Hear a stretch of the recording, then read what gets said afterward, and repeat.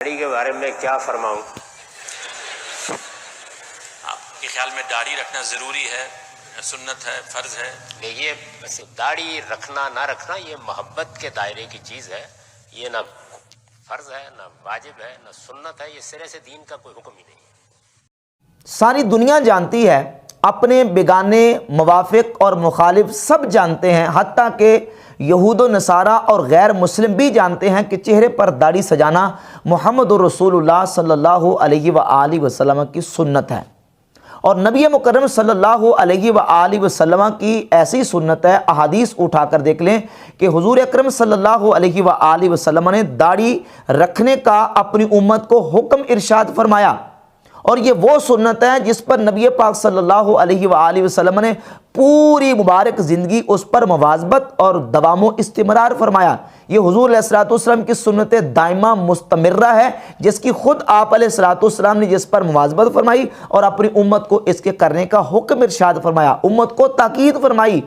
اور نبی پاک صلی اللہ علیہ وآلہ وسلم کے حلیے مبارک پر جتنی کتابیں لکھی گئی ہیں، ان کتابوں کو، شمائل کی کتابوں کو اٹھا کر دیکھ لیں، نبی مکرم صلی اللہ علیہ وآلہ وسلم کا مبارک حلیہ اس میں لکھا ہوا ہے کہ رسول اللہ صلی اللہ علیہ وآلہ وسلم کے مبارک چہرے پر داڑھی شریف تھی اور گھنی داڑھی تھی۔ یہ حضور علیہ الصلوۃ والسلام کے حلیے مبارک کی شمائل کی کتابیں، ترمذی علیہ رحمہ کی کتاب اٹھا کر دیکھ لیں، اس میں موجود ہے، اور ساری امت جانتی ہے، ہر مسلمان جانتا ہے، اور یہ مسلمان کی علامت اور نشانی کے طور پر کفار بھی جانتے ہیں کہ یہ مسلمانوں کا شعار ہے، حتیٰ کہ کفار پہچان کرتے ہیں غیر مسلم اور مسلمان کی داڑھی سے، جس نے داڑھی رکھی ہو تو کہتے ہیں مسلمان ہے۔ نبی پاک صلی اللہ علیہ وآلہ وسلم کی یہ ایسی مبارک سنت ہے، اور یہ شعار اسلام میں سے اسلام کی نشانی اور علامت ہے جس سے مسلمانوں کی پہچان ہوتی ہے۔ اور غامدی صاحب کہتے ہیں کہ داڑھی نہ واجب ہے، نہ فرض ہے، نہ واجب ہے، نہ سنت ہے، اور نہ ہی سرے سے یہ دین کا کوئی حکم ہے۔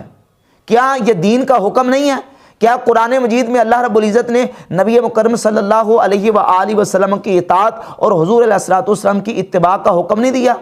کیا قرآن مجید میں یہ حکم نہیں ہے؟ سورۃ الحشر کی آیت نمبر 7 میں وَمَا آتَاكُمُ الرَّسُولُ فَخُذُوهُ وَمَا نَهَاكُمْ عَنْهُ فَانْتَهُوا، جو رسول تمہیں دے دیں وہ لے لو، اور جس سے رسول تمہیں روک دیں اس سے رک جاؤ۔ کیا قرآن مجید میں یہ حکم نہیں ہے یا ایھا الذین آمنوا اطیعوا اللہ واطیعوا الرسول، اے ایمان والو اللہ کی اطاعت کرو اور رسول کی اطاعت کرو؟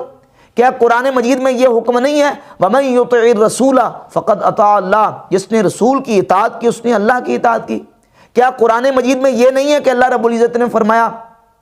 لَقَدْ كَانَ لَكُمْ فِي رَسُولِ اللَّهِ أُسْوَةٌ حَسَنَةٌ، کہ تمہارے لیے رسول اللہ کی سیرت میں بہترین اچھا نمونہ ہے؟ کیا قرآن مجید فرقان حمید میں یہ احکامات نہیں ہیں؟ اور جو لوگ رسول اللہ صلی اللہ علیہ وآلہ وسلم کے امر اور حضور علیہ الصلوۃ والسلام کے حکم کی مخالفت کرتے ہیں، کیا ان کے بارے میں قرآن مجید میں وعیدات موجود نہیں ہیں؟ سورۃ النور کی آیت نمبر 63 میں اللہ رب العزت نے فرمایا فَلْيَحْذَرِ الَّذِينَ يُخَالِفُونَ عَنْ أَمْرِهِ أَن تُصِيبَهُمْ فِتْنَةٌ أَوْ يُصِيبَهُمْ عَذَابٌ أَلِيمٌ، بس ان لوگوں کو ڈرنا چاہیے جو رسول کے امر کی مخالفت کرتے ہیں، یہ کہ انہیں کوئی فتنہ پہنچے یا درد دینے والا عذاب پہنچے۔ کن لوگوں کو؟ جو رسول کے امر کی مخالفت کرتے ہیں، انہیں ڈر جانا چاہیے، رسول کے امر کی مخالفت کی وجہ سے انہیں کوئی فتنہ پہنچے گا یا درد دینے والا عذاب پہنچے گا۔ کیا قرآن مجید میں یہ نہیں ہے؟ کیا قرآن مجید کی سورۃ النساء کی آیت نمبر 163 میں اللہ رب العزت نے یہ نہیں فرمایا وَمَن يُشَاقِقِ الرَّسُولَ مِن بَعْدِ مَا تَبَيَّنَ لَهُ الْهُدَىٰ وَيَتَّبِعْ غَيْرَ سَبِيلِ الْمُؤْمِنِينَ، کہ جو رسول کا خلاف کرتے ہیں، حق کا رستہ واضح ہو جانے کے بعد، ہدایت کا رستہ واضح ہو جانے کے بعد جو رسول کا خلاف کرتے ہیں اور مومنین کے رستے کو چھوڑ کر کسی اور راہ پر چلتے ہیں، اللہ رب العزت فرماتا ہے کہ ہم انہیں ادھر پھیریں گے جدھر وہ پھرتے ہیں اور انہیں جہنم میں پھینکیں گے۔ کیا رسول کے امر کی مخالفت پر اللہ رب العزت نے یہ شدید وعیدات قرآن مجید میں بیان نہیں فرمائی؟ اور غامدی صاحب کہتے ہیں کہ اس کا سرے سے دین میں کوئی حکم ہی نہیں ہے۔ کیا رسول اللہ صلی اللہ علیہ وآلہ وسلم کی اطاعت کرنے کا حکم نہیں ہے؟ کیا نبی کریم علیہ الصلوۃ والسلام کی مبارک سیرت کو اپنانے کا حکم نہیں دیا گیا؟ اور حکم نہیں دیا گیا لَقَدْ كَانَ لَكُمْ فِي رَسُولِ اللَّهِ أُسْوَةٌ حَسَنَةٌ، کہ رسول اللہ کی مبارک زندگی میں تمہارے لیے بہترین نمونہ ہے؟ اور یہ بات غامدی صاحب اتنی بات اپنے الفاظ میں ہی مان چکے کہ یہ ایک محبت کے دائرے کی چیز ہے، یہ نہ فرض ہے، نہ واجب ہے، نہ سنت ہے، اور نہ ہی دین کا حکم ہے۔ تو پھر غامدی صاحب محبت کے دائرے کی چیز کیسے آ گئی؟ جب رسول اللہ کی سنت ہی نہیں ہے صلی اللہ تعالیٰ علیہ وسلم، تو پھر یہ محبت کے دائرے میں کیسے آئے گی؟ یقیناً یہ ماننا پڑے گا کہ یہ رسول اللہ صلی اللہ علیہ وآلہ وسلم کی وہ مبارک سنت ہے جو حضور کی سنت دائمہ مستمرہ ہے، اور پوری مبارک زندگی رسول اللہ صلی اللہ علیہ وآلہ وسلم نے اس پر مواظبت اور دوام فرمایا اور اس کی تاکید کی، امت کو اس کی حفاظت کا اور اس کے اوپر عمل کرنے کا حکم ارشاد فرمایا، اور اس کے ترک پر رسول اللہ صلی اللہ تعالیٰ علیہ وآلہ وسلم نے وعیدات ارشاد فرمائی۔ نبی مکرم صلی اللہ علیہ وآلہ وسلم نے ارشاد فرمایا، صحیح بخاری کی 5892 نمبر حدیث ہے، ارشاد فرمایا خالف المشرکین، مشرکین کی مخالفت کرو، کس طرح؟ وفر اللحا واعف الشوارب، داڑیاں بڑھاؤ اور مونچھوں کو پس کرواؤ، قص الشوارب واعف اللحا، داڑیاں بڑھاؤ اور مونچھوں کو پس کرواؤ۔ سیدنا عبداللہ ابن عمر، سیدنا ابو ہریرہ رضی اللہ تعالی عنہما سے صحیح بخاری مسلم میں روایت موجود ہیں، اور درجنوں احادیث اور روایات سے یہ بات ثابت ہے کہ نبی مکرم صلی اللہ علیہ وآلہ وسلم نے حکم ارشاد فرمایا اپنی امت کو، اور حضور علیہ السلام کی یہ سنت ہے۔ اور غامدی صاحب کہتے ہیں کہ اس کا سرے سے دین میں حکم ہی نہیں ہے، جبکہ مسلمان جانتے ہیں، کافر تک جانتے ہیں کہ یہ رسول اللہ صلی اللہ علیہ وسلم کی سنت ہے، اور اس سے مسلمان کی پہچان ہوتی ہے، یہ شعار اسلام میں سے ہے، اسلام کی علامت اور نشانی بن چکی ہے۔ مثال کے طور پر دیکھیں ختنہ، ختنے کو سنت کہا جاتا ہے، اور ختنہ یہ وہ سنت ہے جو مسلمانوں کا شعار اور علامت بن چکی ہے، جس سے پہچان ہوتی ہے کہ یہ مسلمان ہے اور یہ غیر مسلم ہے، حالانکہ وہ ایک مخفی سنت ہے۔ اور داڑھی تو یہ ایک ظاہری سنت ہے، جو سب سے پہلے بندہ جب ملاقات کسی سے کرتا ہے، ملتا ہے، تو سامنے سب کے چہرہ آتا ہے، اس سے پہچان ہوتی ہے کہ یہ مومن مسلمان ہے۔ تو یہ ایسی سنت ہے داڑھی شریف، اور داڑھی منڈوانا یہ اللہ رب العزت کی پیدا کردہ جو بنائی ہوئی شکل ہے اس کو تبدیل کروانا ہے، اس کو تبدیل کرنا ہے۔ اور شیطان نے اللہ کی بارگاہ میں یہ قسم کھائی تھی،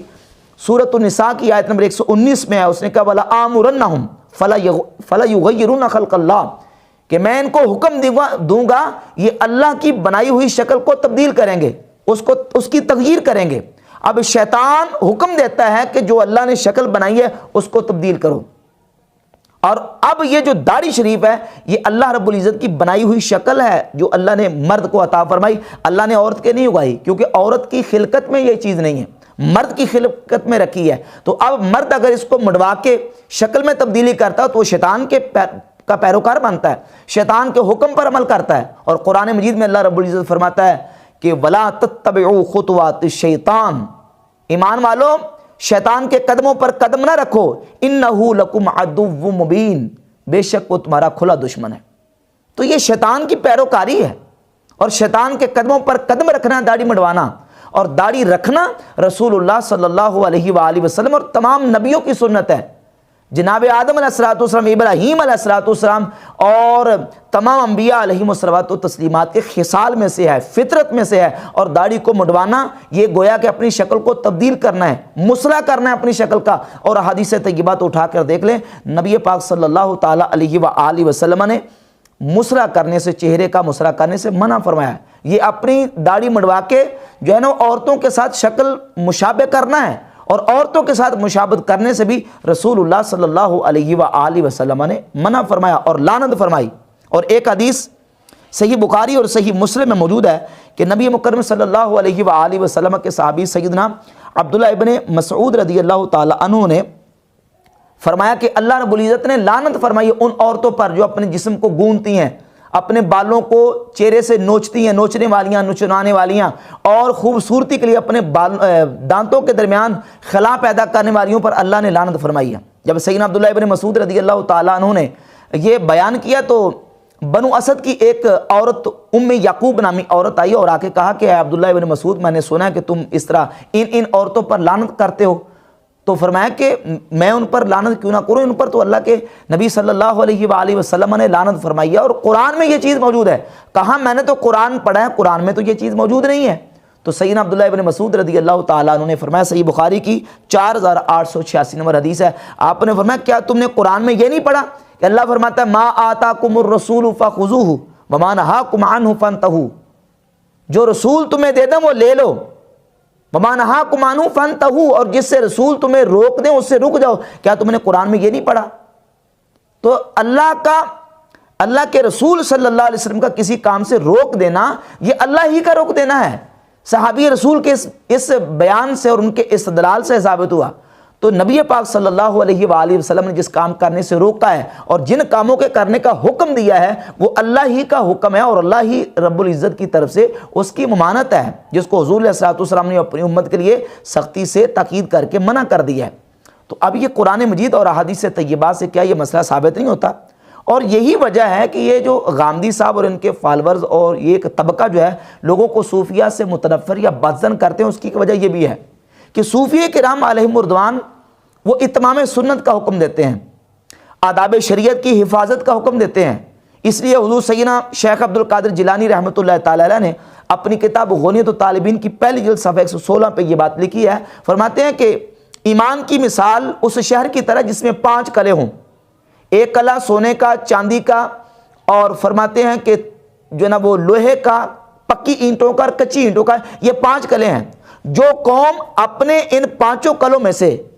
کچی اینٹ کے قلعے کی دشمن سے حفاظت کرتے ہیں، یعنی دشمن کو کچی اینٹ کے قلعے کی طرف نہیں آنے دیتے، وہ قوم کبھی بھی اپنے دشمن کو اپنے سونے کے قلعے تک نہیں آنے دیں گے۔ فرماتے ہیں ایمان کے 5 قلعے ہیں: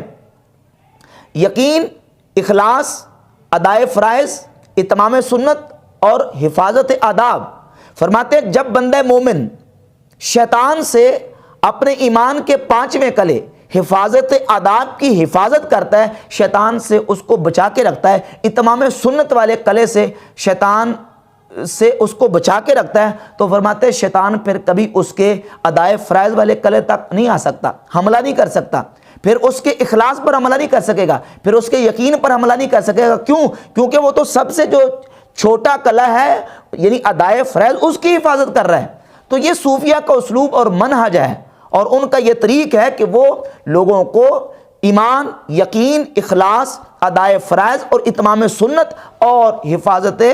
آداب کی تلقین کرتے ہیں۔ اس لیے یہ لوگ جو نا وہ صوفیہ سے بدظن کرتے ہیں، روکتے ہیں، کیونکہ صوفیہ جو ہے وہ اسلامی پورا تشخص پیش کرتے ہیں۔ یہی وجہ کہ حمزہ علی عباسی صاحب نے جب دین غامدی کو قبول کیا تو فوراً یہ وضاحت بھی کر دی اور کہا کہ میں ایک لمبے عرصے کے لیے شو بیز کو، ڈراموں کو، فلموں کو، ایکٹنگ کو چھوڑ رہا ہوں، اس لیے نہیں کہ یہ ایکٹنگ، فلمیں، ڈرامے وغیرہ جو ہے اسلام میں حرام ہیں، کوئی حرام نہیں ہے، یہ جائز ہیں، بالکل میں اس کو صحیح سمجھتا ہوں، بس یہ ہے کہ میں اپنا وقت اس میں صرف کرنا چاہتا ہوں، اس لیے میں نے نہیں چھوڑا کہ یہ حرام ہے۔ حالانکہ ہر مسلمان جانتا ہے کہ یہ چیزیں اسلام میں جائز نہیں ہیں۔ یہ فرق ہے صوفیہ کا اور ایسے طبقے کا جو صوفیہ کے مخالفین ہیں، جنہوں نے اسلامی جو کلچر اور اسلامی تہذیب ہے مکمل اس کو اپنانا نہیں ہوتا، تو پھر سنتوں کی مخالفت بھی کریں گے جس طرح غامدی صاحب ہیں، اور کہیں گے کہ یہ عمل بھی سنت نہیں ہے، یہ بھی آپ کر سکتے ہیں، یہ بھی کر سکتے ہیں، یہ بھی کر سکتے ہیں۔ یہ وجہ سنتوں کی مخالفت کی اور صوفیہ کی مخالفت کی۔ تو یہ یاد رکھیں کہ اسلام دین اس وقت ہمارے پاس موجود ہے۔ احادیث کا خلاصہ یہ ہے کہ اسلام جب دنیا سے اٹھے گا، دین اٹھے گا، ان اول ذہاب دین ترکہ سنتن سنتن، یعنی اسلام کا اٹھنا وہ سنت کر کے اسلام جو ہے وہ اٹھ جائے گا، لوگ سنتوں سے غافل ہو جائیں گے، سنتوں سے بے نیاز اور بے پرواہ ہو جائیں گے۔ جب سنتوں سے بے پرواہ اور غافل ہو جائیں گے تو پھر آہستہ آہستہ وہ فرائض کو چھوڑنا شروع کر دیں گے۔ جس طرح ایک رسی ہے، رسی سے داغے نکالتے جائیں تو ساری رسی داغا داغا کر کے ختم ہو جاتی ہے۔ اسلام کو جب اسلام میں سنتوں کو آپ چھوڑیں گے، چھوڑتے چلے جائیں گے تو پھر جو ہے وہ دین باقی نہیں رہے گا۔